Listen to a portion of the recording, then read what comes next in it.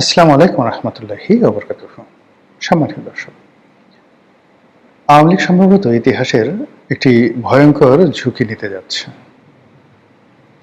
বাংলাদেশে যে সকল আওয়ামী লীগ নেতৃবৃন্দ রয়েছেন তারা যেভাবে নড়াচড়া করছেন, কলকাতাতে, আমেরিকাতে, দিল্লিতে এবং ইংল্যান্ডে যে সকল নেতা রয়েছেন তাদের কথাবার্তা শুনলে যে জিনিসগুলো মনে হচ্ছে যে তারা খুব দ্রুত বাংলাদেশে ফিরবেন এবং এটি কয়েকটি স্তরে তারা এই কাজগুলো করবেন এবং তারা আইনের কাছে নিজেদেরকে সমর্পণ করবেন।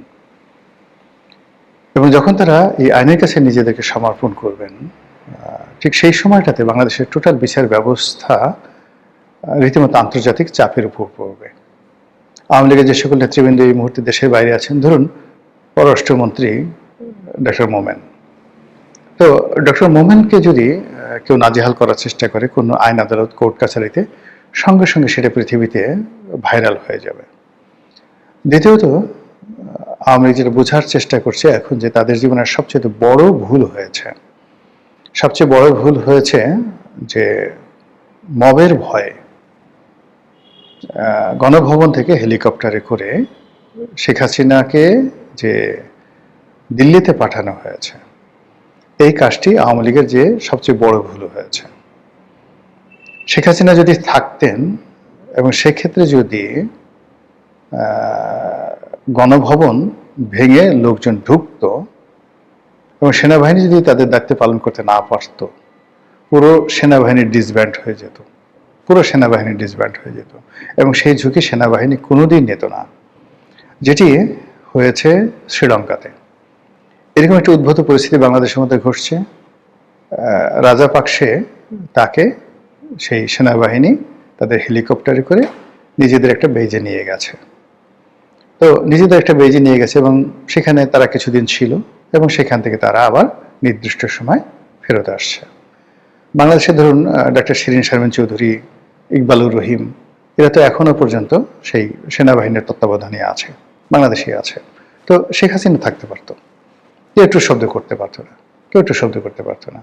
আবার শেখ হাসিনাকে যদি আইন শৃঙ্খলা রক্ষাকারী বাহিনীর কাছে হস্তান্তর করতে হতো, সেখানে তার সম্মান মর্যাদা রক্ষা করেই তাকে করতে হতো। আদারওয়াইজ বাংলাদেশের যে রাষ্ট্রীয় বিধি ব্যবস্থা এটি প্রশ্নের মুখোমুখি পড়তো এবং ভারত এখানে সরাসরি হস্তক্ষেপ করার মতো ঝুঁকি নিত যদি শেখ হাসিনার উপর তেমন কিছু হতো।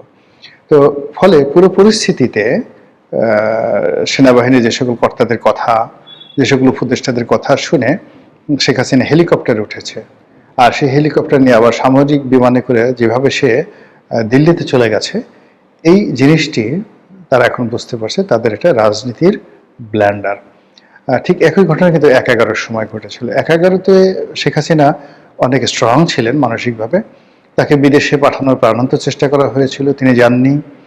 তারপরে তিনি যখন বিদেশে গেলেন, যেন বিদেশ থেকে না আসেন, প্রাণান্ত চেষ্টা করা হয়েছিল, তিনি সর্বশক্তি নিয়োগ করে ইংল্যান্ড থেকে তিনি বাংলাদেশে ফিরে এসেছিলেন। ফলে ফিরে আসার পর তিনি জেলায় গেছেন, সবকিছু হয়েছেন, কিন্তু আওয়ামী লীগ ক্ষমতায় ফিরে পেয়েছে। একইভাবে বেগম জিয়াকে কিন্তু জেনারেল মঈনু আহমেদের জমানাতে ব্রিগেডিয়ার বারিকের দায়িত্ব দেওয়া হয়েছিল তাকে বিদেশে পাঠানোর জন্য, এবং তিনি একেবারে শতভাগ রাজি হয়ে গেছিলেন। কাপড় চোপড় রেডি করে তিনি যাবেন এবং তাকে মানে ক্যান্টনমেন্টের মইনুল হোসেন রোডের বাসভবন থেকে নিয়ে তারপরে শেষে বিমানবন্দরে পৌঁছে দেবেন ব্রিগেডিয়ার বাড়ি। এই কথাগুলো আমার বলা না, ব্রিগেডিয়ার বাড়ির টেলিভিশন টক শোতে তিনি এই কথাগুলো বলেছেন প্রকাশ্যে। তো বেগম জিয়া যাবেন ঠিক এই সময়টাতে ওই যে পাগলা মেজর আছেন একটা, মেজর আক্তার, এখন বিএনপি থেকে বহিষ্কৃত, জামাতে গেছে, কিন্তু আজকে বিএনপি যে ক্ষমতায়, এটা কিন্তু সেই মেজর আক্তারের জন্য।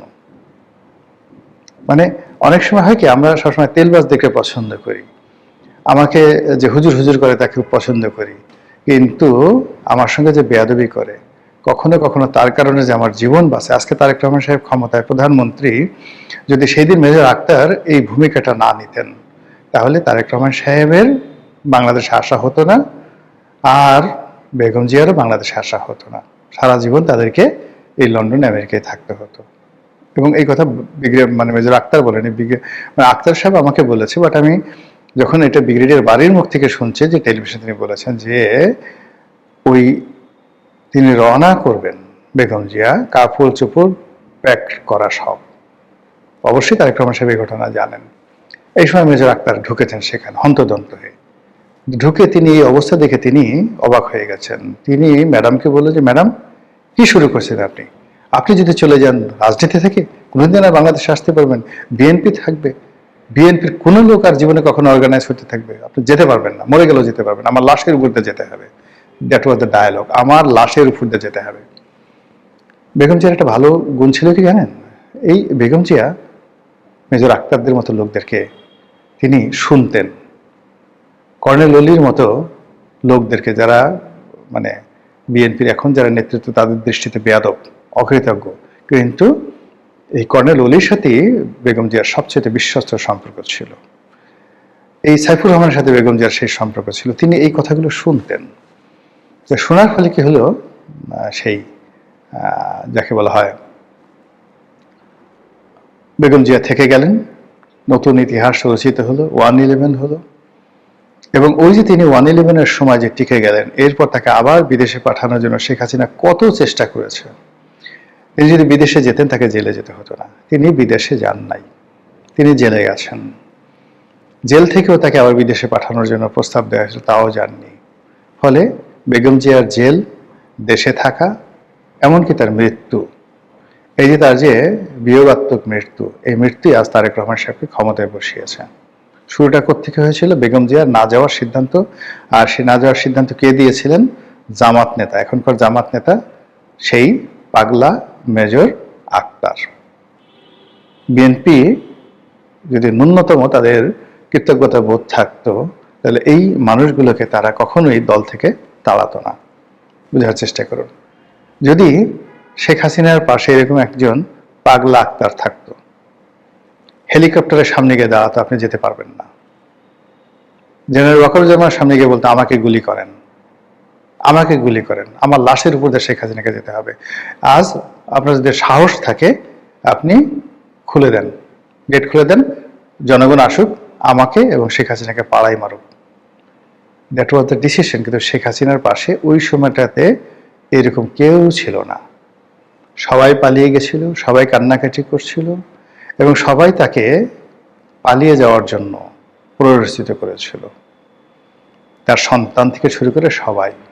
এবং তিনি একটা সময়, শেষ সময়টা পর্যন্ত আমি যতটুকু জানি, যেটা জেনারেল ওয়াকারুজ্জামানও বলেছেন, অন্যান্য বিভিন্ন সূত্র থেকে আসছে, যে তিনি বলেছিলেন, আমি মরে যাব কিন্তু আমি দেশ ছাড়বো না, আমাকে মেরে ফেলুক, আমি দেশ ছাড়বো না, আমি ক্ষমতা ছাড়বো না, কোনো কিছু ছাড়বো না। সে কিন্তু তার জিদ শেষ পর্যায়ে রেখেছিল। কিন্তু তার আপনজন, সেটা শেখ রেহানা, সেটা সজীব ওয়াজেদ জয়, জেনারেল ওয়াকারুজ্জামান থেকে শুরু করে এই দীর্ঘদিন তিনি যাদেরকে বিশ্বাস করেছেন, প্রত্যেকটা মানুষ তাকে হেলিকপ্টারে উঠে পালিয়ে যাওয়ার জন্য প্ররোচিত করেছে। ফলে বেচারি সিদ্ধান্ত নিতে পারেননি। আর এখন এমন একটা জায়গা থেকে মাইনকার সিপায় পড়ে গেছেন যে ওখান থেকে রাতারাতি তিনি যে ফিরে আসবেন, সিদ্ধান্তটা তার একার নয়। তারেক রহমান সাহেব যেভাবে লন্ডনে ছিলেন, তার ফিরে আসার সিদ্ধান্তটা একার নয়। তদ্রূপ এই যে এখন তিনি যে দেশের বাইরে আছেন, সেখান থেকে ফিরে আসাটাও শেখ হাসিনার একার সিদ্ধান্ত নয়। তো এই জন্য তিনি তার যারা নেতাকর্মী, যারা সাহসী, তাদের সঙ্গে তিনি কথাবার্তা বলছেন এবং সবাইকে বলছেন যে তোমরা আত্মসমর্পণ করো, যে যার মতো করে জেলে যাও যদি রাজনীতি করতে চাও। এবং ইতিমধ্যে আপনারা দেখেছেন, বরিশালে তালুকদার মোহাম্মদ ইউনূস সংসদ সদস্য ছিলেন এবং বরিশাল জেলা বিএনপির সেক্রেটারি, জেলা আওয়ামী লীগের সেক্রেটারি, তিনি আত্মসমর্পণ করেছেন এবং জামিন লাভ করেছেন। এর মধ্যে জেলে যারা গেছেন, সাবির হোসেন চৌধুরী বাংলাদেশে আছেন, সেলিনা হায়াত আইভি আছেন, মানে সুমন আছেন জেলে। মানে এই মানুষগুলো, মানে যারা যারা আছেন জেলে, এদের মধ্যে অনেকেই, এই যে সুনামগঞ্জের মান্নান সাহেব আছেন, মানে আওয়ামী লীগের যারা, মেজর রফিক এখন জেলে যাননি, তারা বাইরে আছেন, এমনকি শাহজাহান ওমর তিনি জেলে আছেন। এই মানুষগুলো না যদি রাস্তায় বের হয়, এরা সবাই সাহসী, এরা সবাই রাজনীতিতে পোড় খাওয়া, এবং এরা আওয়ামী লীগকে সুসংগঠিত করতে পারবে। তার সঙ্গে যদি বাইরে থেকে যারা আছেন, যেমন মহিবুল হাসান চৌধুরী আছেন, এনামুল হক শামীম আছেন, ইকবালুর রহিম তো ক্যান্টনমেন্টে আছেন, হয়তো সম্ভবত, আমি জানি না, শিরিন শারমিন চৌধুরীর সাথে তিনিও আছেন, শিরিন শারমিন চৌধুরী আছেন। তো এই এখন আপনি দেখেন, এই যে লোকগুলোর নাম বললাম, এই লোকগুলোর সাথে সাথে আপনি ওই যে গ্রাহাম গণপূর্তমন্ত্রী ছিল, সমরে জল করিম আছে, এদের তো আসলে এত বেশি বদনাম হয়নি, মামলা আছে, মোকদ্দমা আছে, কিন্তু এদের মুখ ওভাবে পচে যায়নি, ওদের মুখ ওইভাবে পচে যায়নি। ওই যে আমাদের পররাষ্ট্রমন্ত্রী ছিলেন সেই আবুল মাল্লা আব্দুল মহিদ সাহেবের যে ছোট ভাই ডক্টর মোমেন, তিনি আছেন, এরকম অনেকে আছেন যাদের আন্তর্জাতিক ফেজ আছে, ভ্যালু আছে, সততা আছে, জুলুম করেননি, অন্যায় করেননি, ঘুষ করেননি, দুর্নীতি করেননি, পরিস্থিতির কারণে তারা দেশের বাইরে আছেন।